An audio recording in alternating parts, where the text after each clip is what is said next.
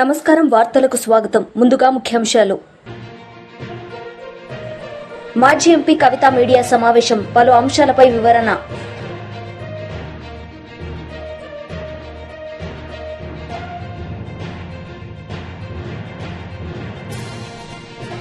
Biodiversity board chairman Neelayapalem Vijay Kumar media సమావేశం, పలు అంశాలపై వివరణ.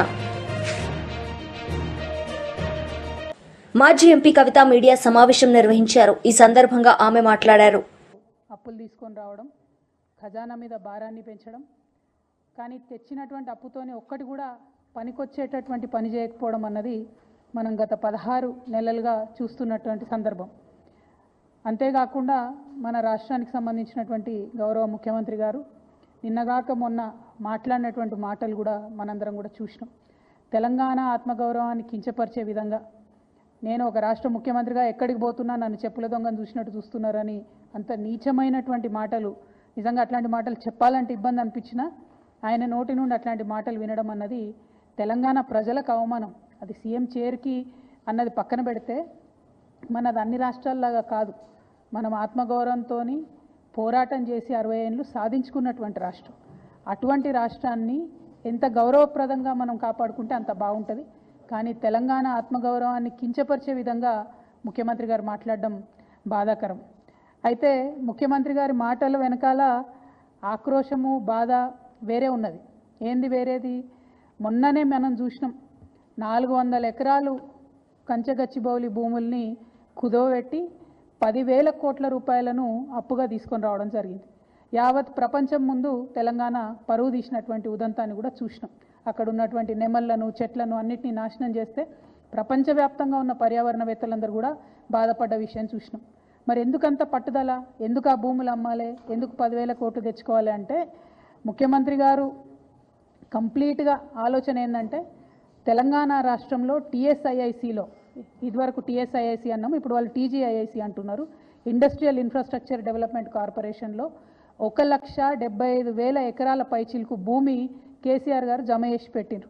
కేవలం హైదరాబాద్లో కాదు, జిల్లాలలో ఉన్నటువంటి అన్ని కేంద్రాలలో కూడా ఫ్యూచర్లో ఇండస్ట్రియల్ ఎక్స్పాన్షన్ కోసం అని చెప్పి టీఎస్ఐఐసిని ఒక స్ట్రాంగ్ పవర్ఫుల్ ఎంటిటీగా తయారు చేసి పెట్టిండ్రు. ఇవాళ రేవంత్ రెడ్డి గారి కుట్ర ఏంటంటే ఆ భూములన్నింటినీ కూడా కుదవబెట్టాలి.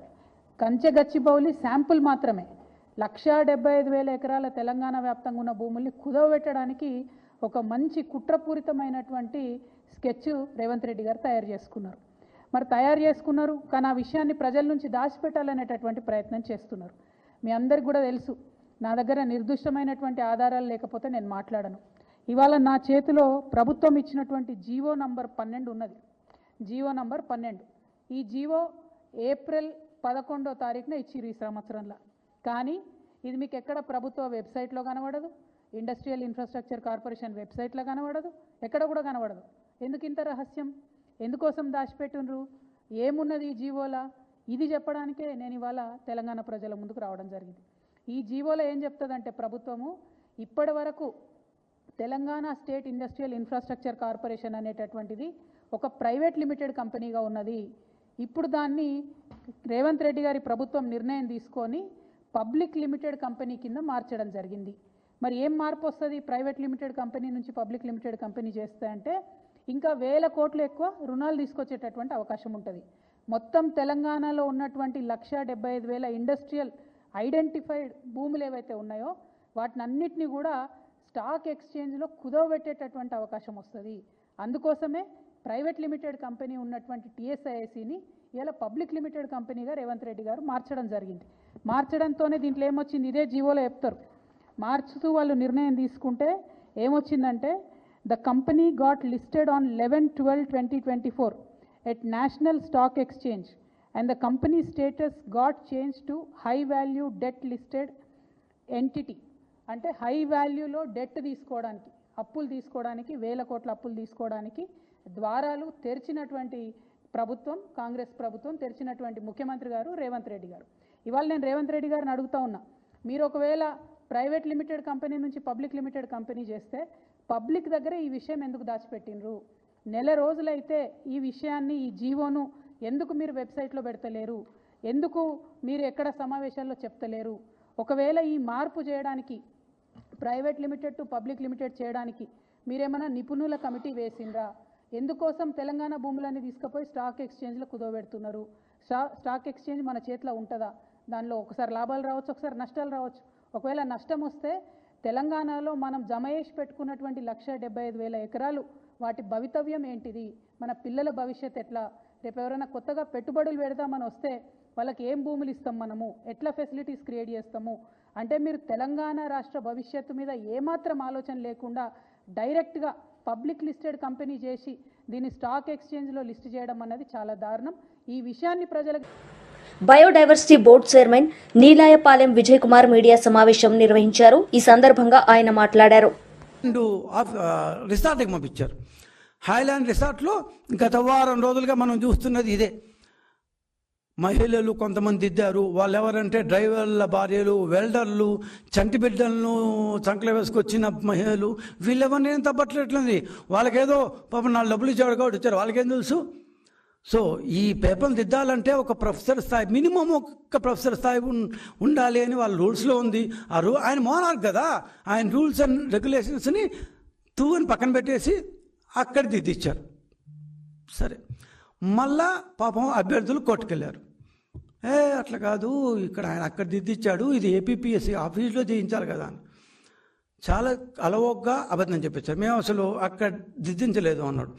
కోర్టుకి ఈ అభ్యర్థులు అక్కడ ఎంతెంతమంది సెక్యూరిటీ ఉన్నారు, వాళ్ళ బిల్స్ ఏంటి, వాళ్ళ ఫుడ్ ఏంటి, ఇవన్నీ కష్టపడి సంపాదించి ఎంతన్నా పాపం నిరుద్యోగులు ఒక్కొక్కరు 2-3 సంవత్సరాల పాటు లీవులు పెట్టి ఎట్టన్నా ఈ జాబ్ కొట్టాలి అనే దీంతో పాపం కష్టపడి చదివిన రాత్రి మగవాళ్ళు కష్టపడి చదివిన వాళ్ళు కాబట్టి ఇట్లాంటి యాదవ పనులు చేసిన వీళ్ళ కోసం మళ్ళా కోర్టుకు ఎక్కి ఆ బిల్స్ అన్నీ ఇస్తే కోర్టు అవన్నీ చూసి అవును నిజమే, ఈ తప్పు, వాల్యుయేషన్ చేయించండి అంటూ పంపించారు. గౌతమ్ సవాంగ్ గారు వచ్చారు. ఇంకా ఏం చేయలేక అప్పటి గవర్నమెంటు ఈయన ట్రాన్స్ఫర్ చేసేసింది. ఎవరిని? పిఎస్ఆర్ ఆంజనేయులు గారిని. ఏమో మరీ బాగా దాని గొడవ అయిపోతుంది, వచ్చేసింది, ట్రాన్స్ఫర్ చేసింది. అరుణ్ కుమార్ అనే వ్యక్తిని అప్పటి కన్ఫర్డ్ ఐఏఎస్ ఉన్నారు, ఈ మధ్య రిటైర్ అయ్యారు. ఆయన సెక్రటరీగా గౌతమ్ సవాంగ్, అప్పుడు డీజీపీగా ఉన్న గౌతమ్ సవాంగ్, ఆయనతో ఏం గొడవలు వచ్చాయో పాపం చాలా ముద్దుగా సవంగం అన్నా అని పిలుచుకునే జగన్మోహన్ రెడ్డి గారు ఆయన్ని ఏపీపీఎస్సీ చైర్మన్గా చేశారు. సరే, మేము అనుకున్నాం డీజీపీ కాకముందు బాగుండేవాడు, డీజీపీ అయిన కొంత అటు ఇటు ఉన్నా సర్లే పాపం ఏపీపీఎస్సీలో బాగానే ఉంటాలే అనుకున్నాం. ఇక్కడి నుంచి స్టార్ట్ అయిందండి అసలు డ్రామా. హైలాండ్ సర్కస్సు పిఎస్ఆర్ ఆంజనేయులు చేస్తే ఆ తర్వాత దాన్ని సవాంగ్ గారు నడిపించారు. ఏం చేశారు? ఆయన ఏపీపీఎస్సీ ఆఫీస్లో డిజిటల్ ఎవాల్యుయేషన్ కూడా మామూలుగా ఫిజికల్ ఎవాల్యుయేషన్ చేయించి రిజల్ట్స్ కూడా ప్రకటించారు. ఓకే, రిజల్ట్స్ ప్రకటించినప్పుడు ఇంతకుముందు ఫస్ట్ టైం ఎవాల్యుయేషన్ చేశామంటూ చెప్పిన రిజల్ట్స్ కంటే పిఎస్ఆర్ ఆంజనేయులు గారి డిజిటల్ ఎవాల్యుయేషన్లో వచ్చిన ఫలితాలకి ఈయన సవాంగ్ గారు చేసిన ఫిజికల్ ఎవాల్యుయేషన్ దీంట్లో మూల్యాంకనంలో వచ్చిన ఫలితాలకి దాదాపు 62% తేడా వచ్చింది. 62%. అంటే 202 మంది లాస్ట్ టైం ఫస్ట్ ఎవాల్యుయేషన్లో మెయిన్స్ క్వాలిఫై అయితే దీంట్లో ఆ 200 మంది కనిపించలేదు, వేరే వాళ్ళు వచ్చారు. ఇంత ఒకరో ఇద్దరు ముగ్గురు రావచ్చు, ఒక 5 మార్కులు అటు ఇటు రావచ్చు. మొత్తానికి మనుషులే అంటే అభ్యర్థులే, వాళ్ళకి జాతకాలే పూర్తిగా 202 మంది అంటే 62% ఎట్లా మారిపోతాయి? పాపం అభ్యర్థులు మళ్ళీ కోర్టుకెళ్ళారు. వీళ్ళ బతుకంతా పాపం కోర్టుకెళ్ళే సరిపోయింది. మళ్ళా కోర్టుకెళ్ళారు. సరే, మళ్ళా కోర్టుకెళ్ళినప్పుడు ఈ యొక్క దీంట్లో చైర్మన్ గారు కోర్టుకెళ్ళారు. కోర్టు ఏమని చెప్పిందంటే, మిస్టర్ సవాంగ్, మేము ఏపీపీసీ వాళ్ళకి చెప్పింది ఏంటి? ఒక్కసారి ఎవాల్యుయేషన్ చేయించమన్నాం, ఫిజికల్ ఎవాల్యుయేషన్. మీరు 2 సార్లు ఎందుకు చేయించారు? ఫస్ట్ టైం డిజిటల్ ఎవాల్యుయేషన్ చేశారు, second time Highland. BJP leader media సమావేశం నిర్వహించారు. ఈ సందర్భంగా ఆయన మాట్లాడారు.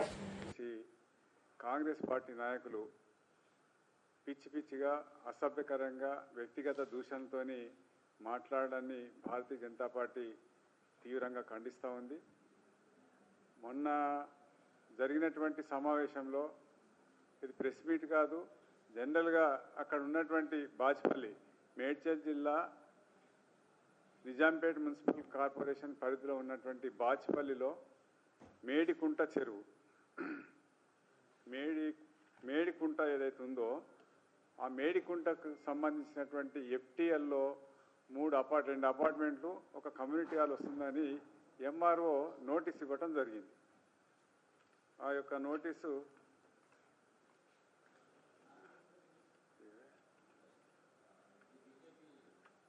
ఇప్పుడు ఇది తెచ్చిచ్చే కదా మనకు.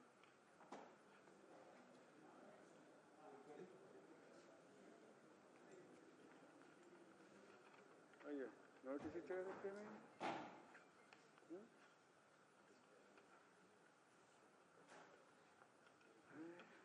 కింద పడ్డదే. ఈ యొక్క నోటీసు వారం రోజుల లోపల ఎంఆర్ఓ నోటీస్ ఇవ్వడం జరిగింది. ఆ యొక్క నోటీసు ద్వారా 7 రోజుల లోపల ఈ అపార్ట్మెంట్ వాసులు ఖాళీ చేసి ఆ యొక్క అపార్ట్మెంట్లను కూల్చివేసుకోవాలని, కమ్యూనిటీ హాల్ను కూల్చివేసుకోవాలని దాదాపు 80 కుటుంబాలు దాంట్లో నివసిస్తూ ఉన్నారు. 5 సంవత్సరాల క్రితమే నిర్మాణం అయి ఉన్నటువంటి అపార్ట్మెంట్స్ అవి. కమ్యూనిటీ హాల్ కూడా నిర్మాణం అయి ఉంది. మరి 5 సంవత్సరాల కింద లేనటువంటి అభ్యంతరము ఇప్పుడు నోటీస్ ఇవ్వడంలో అర్థమేముంది? కాబట్టి అక్కడ ఉన్నటువంటి అపార్ట్మెంట్ వాసులతో మాట్లాడుతూ నేను కూడా ఆ సమావేశంలో ఉన్నా. మరి చాలామంది బీజేపీ కార్యకర్తలు ఉన్నారు, అదేవిధంగా అపార్ట్మెంట్ వాసులు వాళ్ళందరూ ఎక్కడెక్కడి నుంచో రాష్ట్రానికి సంబంధించి అనేక జిల్లాల నుంచి ఉన్నటువంటి వాళ్ళు అక్కడ ఉన్నారు. అపార్ట్మెంట్ కొని వాళ్ళు నివసిస్తూ ఉన్నారు, శాశ్వతంగా నివసిస్తూ ఉన్నారు. అటువంటి వాళ్ళకి వాళ్ళ పిడుగుపడ్డట్టు వచ్చి ఈ నోటీస్ ఇవ్వటంలో, ఎంఆర్ఓ నోటీస్ ఇవ్వటంలో అర్థమేముంది? ఆ ఫ్లోలో ఇది తప్పు. ఈ విధంగా హైడ్రా ఏ రకంగానైతే అక్కడ ఇక్కడ ఈ కూల్చివేతలు చేశారో అందులో ఎక్కువ మల్కాజ్గిరి పార్లమెంట్ నియోజకవర్గంతో పాటు ఇటు రంగారెడ్డి జిల్లాలో ఈ విధమైనటువంటి కూల్చివేతలు జరుగుతున్నాయి. మూసి పరివాహక ప్రాంతంలో కూడా ఈ విధంగా జరుగుతున్నాయి. అది తప్పు. ప్రజలను ఇబ్బంది పెట్టొద్దు, భయభ్రాంతులు చేయొద్దు అని చెప్పేసి ఆ ఫ్లోలో వాళ్ళు మాట్లాడింది. అంతే తప్ప ఎవరిని వ్యక్తిగతంగా దూషించలేదు, వ్యక్తిగతంగా మాట్లాడలేదు. కాబట్టి ఎప్పుడు మాట్లాడే తీరునే మాట్లాడింది తప్ప అందులో కొత్త విశేషం ఏమీ లేదు.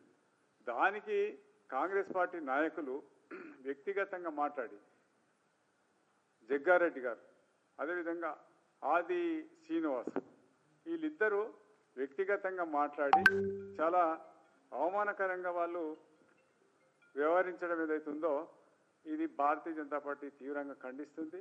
మీరు వ్యక్తిగతంగా మాట్లాడడం కాదు, ఏదైనా ఉంటే ఒక పాలసీల మీద మాట్లాడండి. భారతీయ జనతా పార్టీ గురించి కానీ లేదా ఎంపీలు వివిధ ఎంపీలు భారతీయ జనతా పార్టీకి సంబంధించిన ఎంపీలు వాళ్ళ నియోజకవర్గాలు చేస్తున్నటువంటి విషయాల మీద, కార్యక్రమాల మీద మాట్లాడండి. అంతేగాని ఒక వ్యక్తిని పట్టుకొని వ్యక్తిగతంగా మాట్లాడి ఏదైతే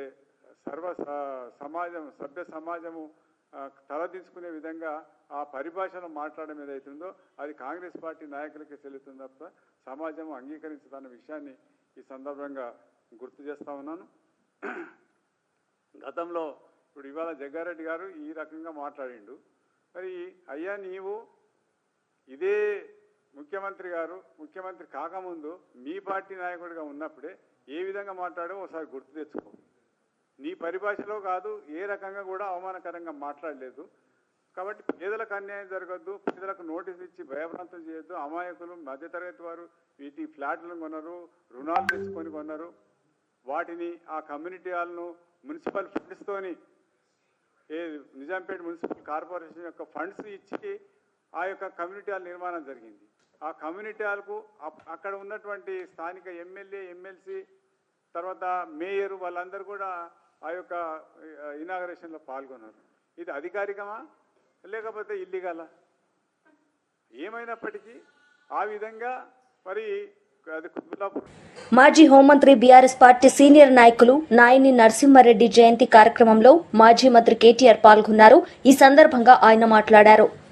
నేను, అదేవిధంగా పద్మారావు గారు, ఇంకా కొంతమంది మేము మౌలాలి రైల్వే స్టేషన్లో రైలు రోకోలు చేసినప్పుడు, ఉప్పల్లో రాస్తా రోకోలు చేసినప్పుడు, ఉస్మానియా యూనివర్సిటీ కాడ మాణికేశ్వరి నగర్ బస్తీ కాడ గొడవ పోయినప్పుడు మా మీద రకరకాల కేసులు అప్పటి కాంగ్రెస్ ప్రభుత్వం పెట్టింది. సో ఆ కేసుల చుట్టూ తిరుగుతున్నప్పుడు మన ప్రభుత్వం వచ్చిన తర్వాత వారు హోంమంత్రిగా ఉన్నారు. నేను ఒకరోజు అడిగిన, అన్న ఎత్తే రాదే, మీరే హోంమంత్రి, మరి మీరు ఎత్తైపోతే ఇంకెవరు ఎత్తేయాలి మా మీద అంటే, వెంటనే డీజీపీని పిలిచి కేసీఆర్ గారు చెప్పినారు, వెంటనే అన్ని కేసులు ఎత్తేయాలని చెప్పి అన్ని కేసులు, ఉద్యమ కేసులు ఆ రోజు వెంటనే సమీక్షా సమావేశం పెట్టి వారే ఎవరి మీదనైతే కాంగ్రెస్ ప్రభుత్వం ఆనాడు కేసులు పెట్టిందో, ఎవరినైతే ఇబ్బంది పెట్టే ప్రయత్నం చేసిందో ఉద్యమంలో, వారే హోంశాఖ మంత్రిగా మొత్తం ఉద్యమకారులందరి మీద కూడా కేసులు ఎత్తేసే విధంగా వారికి ఆ బాధ్యత అప్పచెప్పింది పెద్దలు కేసీఆర్ గారు. అట్లాగే నాయన నరసింహారెడ్డి గారు కార్మిక పక్షపాతి. నేను ఇండస్ట్రీస్ మినిస్టర్గా ఉంటే వారు కార్మిక మంత్రిగా ఉండే, కొంతకాలం కార్మికులు హోంమంత్రిగా ఉన్నా కూడా కార్మికుల ఇష్యూలు తీసుకొని వచ్చేది వారు. నీకెందుకే ఇవన్నీ అంటే, అరే నేను ఎదిగిందే వాళ్ళతోని, కార్మికులే నన్ను లీడర్ చేసిండ్రు, నేను విఎస్టీ నుంచి మొదలు పెడితే ఎన్నో దానిలా నేను కార్మిక సంఘంలోకి వెళ్ళి వచ్చినోడిని, సోషలిస్ట్ నాయకుడిని, నాకెందుకంటే నువ్వు అని చెప్పి లొల్లి పెట్టి ఎట్టి పరిస్థితుల్లో కార్మికులను పరిశ్రమలు యాజమాన్యాలు ఎక్స్ప్లాయిట్ చేయొద్దు, వాళ్ళ పొట్టగొట్టొద్దు, శ్రమ దోపిడీ జరగద్దు అని గట్టిగా జీవితాంతం కొట్లాడిన నాయకుడు కార్మిక పక్షపాతి పెద్దలు నరసింహారెడ్డి గారు. వారి గురించి, వారి యొక్క కమిట్మెంట్ గురించి చెప్పాలంటే, వారు సంపాదించింది పేరు, డబ్బు సంపాదించకపోవచ్చు కానీ పేరు మాత్రం అపారంగా సంపాదించారు. ఎంత పేరు ఎట్లా వస్తుందంటే మనిషికి జీవితంలో, నాకు బాగా గుర్తుంది, నేను పెద్దలు కేసీఆర్ గారితో పాటు ఢిల్లీలో ఉన్నా. 2005 సంవత్సరమో 6వ సంవత్సరమో కరెక్ట్గా గుర్తులేదు. ఆ రోజు ఇక్కడ కాంగ్రెస్ పార్టీ ఇంకా తెలంగాణలో మనకు తెలంగాణ రాష్ట్రం ఇచ్చే పరిస్థితి లేదు. ఉమ్మడి ఆంధ్రప్రదేశ్లో మన వాళ్ళు ఏదైతే ప్రభుత్వంలో 6 మంత్రులు ఉన్నారో అందులో నరసింహారెడ్డి గారిని ప్రత్యేకంగా అప్పటి ముఖ్యమంత్రి రాజశేఖర రెడ్డి గారు కడప జిల్లాకే ఇన్ఛార్జ్ మంత్రిగా వేసుకున్నాడు. ఆయన మా జిల్లా, నా సొంత జిల్లా ముఖ్యమంత్రి జిల్లాకి మీరే ఇన్ఛార్జ్ మినిస్టర్ ఉండాలని చెప్పి ఆయన ఇన్ఛార్జ్ మినిస్టర్గా కూడా రాజశేఖర రెడ్డి గారు నియమించుకున్నారు. అంత ప్రాధాన్యత ఇచ్చేది ఆయన కూడా. అయితే నాయన నరసింహారెడ్డి గారు ఆనాడు అమెరికా టూర్లో ఉన్నారు. పార్టీ ఒక నిర్ణయం తీసుకొని 6 మంత్రులు రాజీనామా చేయాలి, మనం కేంద్ర ప్రభుత్వానికి నిరసన చెప్పాలి, యూపీఏ ప్రభుత్వానికి, కాంగ్రెస్ చేస్తున్న మోసానికి వ్యతిరేకంగా తెలంగాణ ప్రజలకు మనం మళ్ళొక్కసారి పదవులు త్యాగం చేసి ప్రజల దగ్గరికి పోవాలని నిర్ణయం తీసుకున్నప్పుడు 6 మంత్రివర్గంలో మన వాళ్ళు ఉన్నారు, టీఆర్ఎస్ వాళ్ళు ఉంటే 5 ఇక్కడ హైదరాబాద్లో తెలంగాణలో ఉండే, ఒకే ఒక్క నాయన నరసింహారెడ్డి గారు మాత్రం విదేశాల్లో ఉండే ఆ రోజు. కానీ పార్టీ నిర్ణయం తీసుకున్నది, నరసన్న మీరు రాజీనామా చేయాలని చెప్పి వారికి ఫోన్లో సమాచారం అందిస్తే, మీరు నేను చెప్పేది నమ్మరు, ఇవాళ రోజుల్లో రాజకీయాల్లో అట్లాంటి పరిస్థితులు చాలా అరుదు. ఒక మంత్రి పదవి ఇచ్చిపెట్టాలంటే అలకట్ ముచ్చట కాదు. అట్లాంటిది నరసింహారెడ్డి గారు అక్కడ, మనం ఇక్కడ అర్ధరాత్రి ఫోన్ చేస్తే సొంత దస్తూరితోని, ఆడ అది కూడా లేకుండా, కంప్యూటర్ లేకుండా, ఇంకోటి లేకుండా, సొంత దస్తూరితో తెలుగులో నేను నా మంత్రి పదవికి రాజీనామా చేస్తున్నా అని స్వదస్తూరితో చేతిరాతతో రాసి ఎక్కడికి పంపించాలి నేనని చెప్పి ఆ హోటల్లో ఫ్యాక్స్ మెషిన్ ఉంటే ఆ ఫ్యాక్స్ మెషిన్ పట్టుకొని రాజ్భవన్కు ముఖ్యమంత్రికి ఇద్దరికి వెంటనే ఫ్యాక్స్ చేసి మన పార్టీ ఆఫీస్కి ఇంకొక కాపీ ఫ్యాక్స్ చేసి, అన్నా నువ్వు చెప్పినావు, కేసీఆర్ గారికి ఫోన్ చేసి అన్నా నువ్వు చెప్పినావు, ఇగో నేను 5 నిమిషాల్లో రాజీనామా చేసిన అని చెప్పి అమెరికాలో ఉంటే కూడా వెంటనే 5 సెకండ్లు కూడా ఆలోచించకుండా మంత్రి పదవిని అట్లా తీసి పారేసిండు నాయన నరసింహారెడ్డి గారు. అంటే అంత గొప్ప వ్యక్తి. సోషలిస్ట్ ఉద్యమంలో, కార్మిక ఉద్యమంలో, తెలంగాణ ఉద్యమంలో ఒక ఉద్యమ నాయకుడిగా, ఒక ఉద్యమ బిడ్డగా ఎదిగిన వ్యక్తి నాయన నరసింహారెడ్డి గారు. ఆనాడు 2001 సంవత్సరంలో పార్టీ పెట్టిన తర్వాత హైదరాబాద్లో మేయర్ ఎన్నికలు కొట్లాడాలన్నప్పుడు జీహెచ్ఎంసీ వైఎస్ఆర్సీపీ లీడర్ సాకే శైలజానాథ్ మీడియా సమావేశం నిర్వహించారు. ఈ సందర్భంగా ఆయన మాట్లాడారు. ఒక మాట చెప్పాలనుకుంటా ఉన్నాం ఈ కూటమి ప్రభుత్వానికి, అయ్యా సంక్షేమ రంగంలో కానీ అభివృద్ధి రంగంలో కానీ మీరు ఒక్క అడుగు కూడా ముందుకు పోలేదు, ఇచ్చిన మాట దగ్గరలో కూడా లేరు, ప్రజల్ని మభ్యపెట్టే మాటలే, ప్రజల్ని ఊరిస్తూ డబ్బుల్ని ప్రభుత్వ ఖజానాకు మిగిల్చుకుంటున్నారు అనేది ప్రజల యొక్క అభిప్రాయం, మాలాంటి వాళ్ళ ఆవేదన. సంవత్సరం అయిపోతూ ఉంది, మీరు అనుకుంటా ఉన్నారు మమ్మల్ని ఎవరూ గమనించడం లేదులే మేము చెప్పిన మాటలకు. ఎందుకంటే మీరు దగ్గర అనేకమైన ఎన్డీఏ కూటమి దగ్గర అనేకమైన ప్రసార మాధ్యమాలు ఉంటాయి.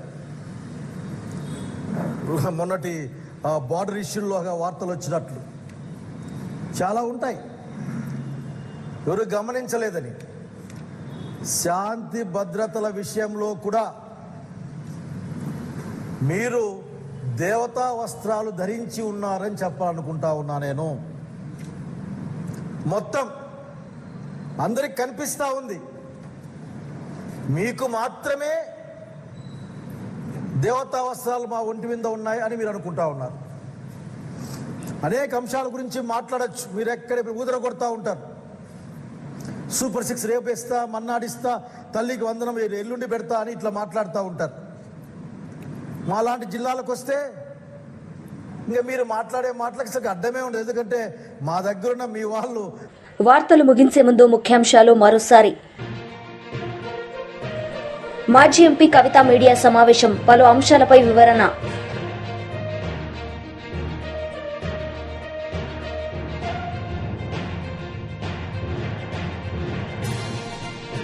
Biodiversity board chairman Neelayapalem Vijay Kumar media సమావేశం, పలు అంశాలపై వివరణ.